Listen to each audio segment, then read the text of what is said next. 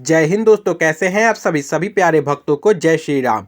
दोस्तों, स्वागत है आप सभी का प्रभु श्री राम की नगरी अयोध्या में। दोस्तों, अयोध्या केवल वह नगरी ही नहीं जहां पर लोग बसते हैं, बल्कि यहां की हवाओं और कंकड़ में प्रभु श्री राम जी विराजमान हैं। अयोध्या में ही तीनों लोकों के स्वामी प्रभु श्री राम जी ने जन्म लेकर हम सभी को धनवान किया है। दोस्तों, आज मैं आपको हमारी सब पावन धामों में से एक पावन धाम अयोध्या जी में दर्शन और यात्रा की संपूर्ण जानकारी बताऊंगा। इस वीडियो में अयोध्या दर्शन से जुड़ी हर एक छोटी बड़ी जानकारी आपको मिलेगी, जैसे आप यहां तक कैसे पहुंचेंगे, रुकने के लिए होटल या धर्मशाला कहां पर लेना चाहिए, यात्रा और दर्शन करने का सही तरीका क्या है, यहां पर दर्शन करने का प्रमुख स्थान कौन कौन से हैं, और वीडियो के लास्ट में हम बात करेंगे संपूर्ण बजट की। तो अयोध्या यात्रा की A to Z complete information के लिए वीडियो को एक बार पूरा जरूर देखें। तो चलिए बिना किसी देरी के वीडियो में आगे बढ़ते हैं और बात करते हैं कि आप यहां तक कैसे पहुंचेंगे। सबसे पहले बात करते हैं ट्रेन की। दोस्तों, अयोध्या में ही वेल कनेक्टेड अयोध्या धाम रेलवे स्टेशन है। अयोध्या धाम रेलवे स्टेशन में बहुत ही कुछ अलग है। यहाँ पर आप आराम करने और रुकने के लिए बड़े बड़े हॉल बने हुए हैं।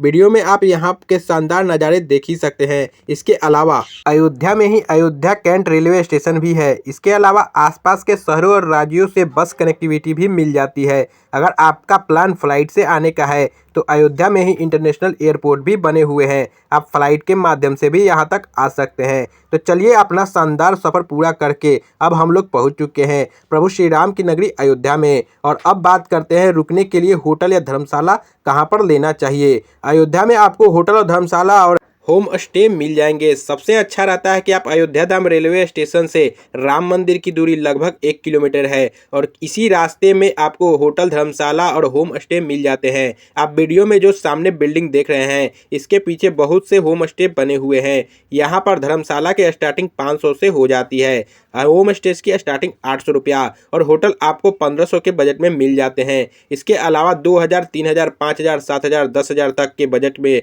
आपको बहुत ही अच्छे VIP होटल भी बने हुए हैं। राम मंदिर एंट्री गेट के सामने ही बिरला धर्मशाला भी बना हुआ है, आप यहाँ पर भी रह सकते हैं। दोस्तों, ऐसे तो मैक्सिमम लोग यहाँ पर सुबह आकर पूरे दिन दर्शन और शाम को यहाँ से वापसी भी कर लेते हैं। तो चलिए अब हम लोग बात करते हैं यहाँ पर दर्शन और यात्रा का सही तरीका क्या है। दोस्तों, हम लोग की यात्रा सरयू जी में स्नान करने के साथ शुरू होती है। ऑटो में 20 रुपया देकर हम लोग लता मंगेशकर चौक के पास में आ जाएंगे।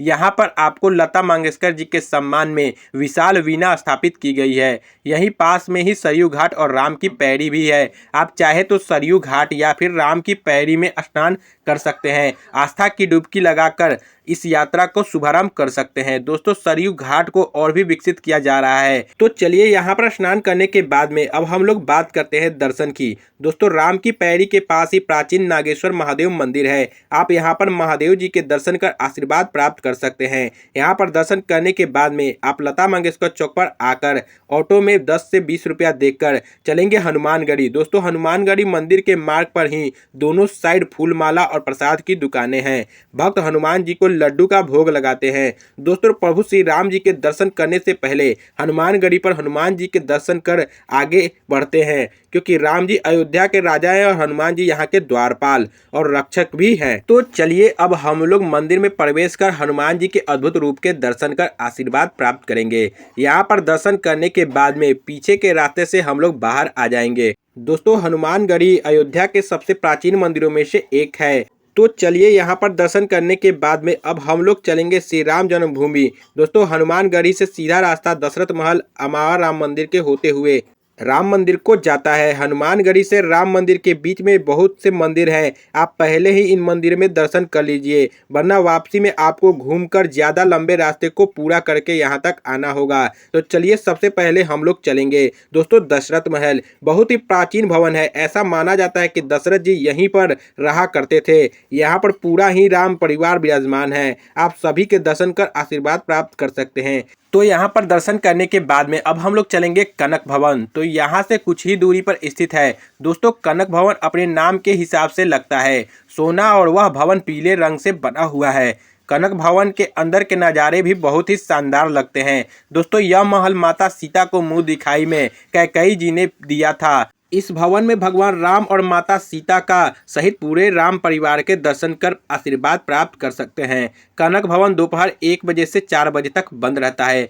कनक भवन के बाहर ही कनकेश्वर महादेव मंदिर भी स्थापित है। आप यहाँ पर भी महादेव जी के अद्भुत रूप के दर्शन कर आशीर्वाद प्राप्त कर सकते हैं। तो चलिए यहाँ पर दर्शन करने के बाद में अब हम लोग चलेंगे रामलला देव स्थान। तो यहाँ से कुछ ही दूरी पर स्थित है दोस्तों एक प्यारा सा मंदिर दक्षिण भारत शैली में बना हुआ है जो तिरुपति बालाजी को समर्पित है। आप अपनी लिस्ट में इस मंदिर को जरूर शामिल करें। आप यहाँ पर दर्शन करने जरूर जाएं। तो चलिए आगे बढ़ते हुए अब हम लोग आ चुके हैं अमावा राम मंदिर के पास में। दोस्तों यह मंदिर अयोध्या के प्रमुख मंदिरों में से एक है। साथ ही साथ यहाँ पर भक्तों को निःशुल्क भोजन भी कराया जाता है। आप अपने साथ में आधार कार्ड जरूर रखें। यहाँ का प्रसाद आपको बहुत ही स्वादिष्ट लगेगा। मैक्सिमम लोग यहाँ पर इस प्यारे से प्रसाद को जरूर ग्रहण करते हैं। यहाँ से थोड़ा ही आगे बढ़ने पर आप श्री राम जन्मभूमि के पास में आ जाएंगे।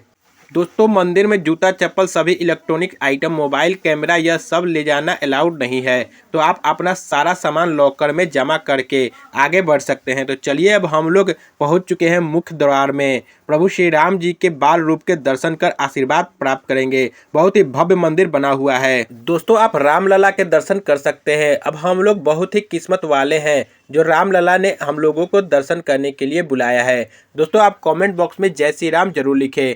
राम मंदिर के साथ साथ आसपास और भी भव्य मंदिर बने हुए हैं। आने वाले समय में आप उन सभी मंदिरों के बहुत ही अच्छे तरीके से दर्शन प्राप्त कर सकेंगे। तो चलिए प्रभु श्री राम जी के दर्शन करने के बाद में सारा सामान लेकर अब हम लोग बाहर आ जाएंगे। दोस्तों जब आप बाहर आते हैं तो इसी बीच में सीता रसोई है। आप यहाँ पर प्रसाद स्वरूप भोजन ग्रहण कर सकते हैं। दोस्तों राम मंदिर में दर्शन की टाइमिंग की बात करें तो सुबह 6 बजे से रात 10 बजे तक आप दर्शन कर सकते हैं। इसमें दोपहर से 12 से 1 बजे भोग के लिए दर्शन बंद हो जाते हैं। तो चलिए यहाँ पर दर्शन करने के बाद में अब हम लोग बात करते हैं यहाँ पर आने का सबसे अच्छा समय कौन सा रहता है। दोस्तों ऐसे तो आप पूरे साल ही यहाँ पर कभी भी आ सकते हैं। हर समय आपको यहाँ पर भीड़ देखने को मिलती है, लेकिन दिवाली के समय यहाँ पर रिकॉर्ड तोड़ भीड़ होती है। आप चाहे तो दीपावली के टाइम भी यहाँ पर आने का प्लान कर सकते हैं। बात करें आपको कितने दिनों का यहाँ पर प्लान बनाना चाहिए। दोस्तों ऐसे तो मैक्सिमम लोग यहाँ पर सुबह आकर पूरे दिन दर्शन करने के बाद में शाम को वापस भी हो जाते हैं, लेकिन अगर आप यहाँ पर घूमना चाहते हैं अच्छे तरीके से तो आपको 3 डेज 2 नाइट का प्लान भी बना सकते हैं। तो चलिए अब हम लोग बात करते हैं सबसे ज़रूरी क्वेश्चन बजट की।